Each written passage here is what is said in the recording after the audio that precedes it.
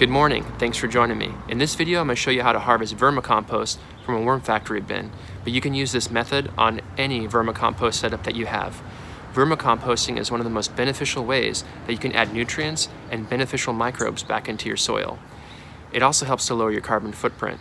So instead of taking those fruit and veggie scraps and sending them off to a landfill, you turn it into homegrown compost. So if you like this video, and I hope you do, hit the like button and subscribe. You actually don't need much to harvest your vermicompost. You can use it directly if you wish. But what I use is a sifter, a bucket, and a sand rake to give it a sort of a finer consistency. You can make your own sifter if you want, but you can also find them on Amazon pretty easily. Here I have two different types. I have one that's sort of a more coarse sifter, and I have a finer sifter. In today's video, I'm just going to use the coarse one because I don't have a whole lot of time. When you're harvesting your vermicompost, you might find composting worms. That's okay, add them back into your bin or into your soil. The first thing I do is I use a little hand rake in order to create small vibrations that drives the composting worms from the surface further down into the bin. I did this before I removed the tray, but I'll do it again in the hopes that any leftover worms will end up in the bucket. This reduces the risk of me harming or injuring my composting worms. Sunlight will also drive them further into the bin. In this case, I'm working in partial shade and it's a little cool outside, so they're a bit sluggish.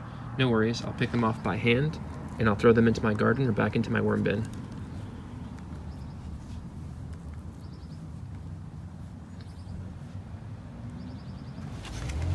You're going to want to start off with a coarse sifter and then move to the fine. In this case, I'm only going to be using the coarse sifter. So I'll take my fine and use it as a place to hold my tray. Then I'll take the coarse sifter and I'll put it on my bucket. This is the fun part.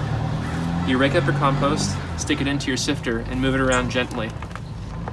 If you find a composting worm, you can take the composting worm at this point, put it back into your bin, or gently put it into your garden.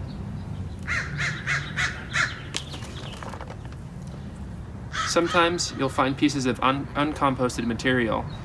In that case, you could again put it into your composting bin, or you can discard it.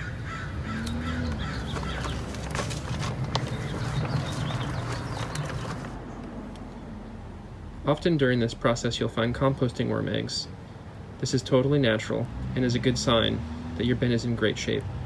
You can add them back into your original compost bin, or you can add them into your garden for another layer of biodiversity. Okay, now we have an empty tray, and we have all of our vermicompost right here, ready to be added to our soil.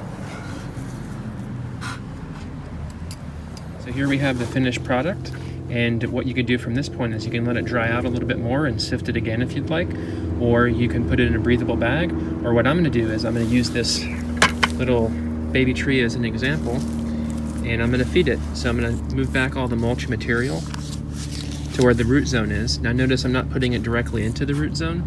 I'm going to put it on top of the roots, in between the roots and the mulch. Alright, so I'll bring back that mulch even a little further. I'll take a handful of my vermicompost, and then I'll just add the mulch on top. And that's pretty much it, and you're done. Alright, and notice the mulch is on top of the vermicompost.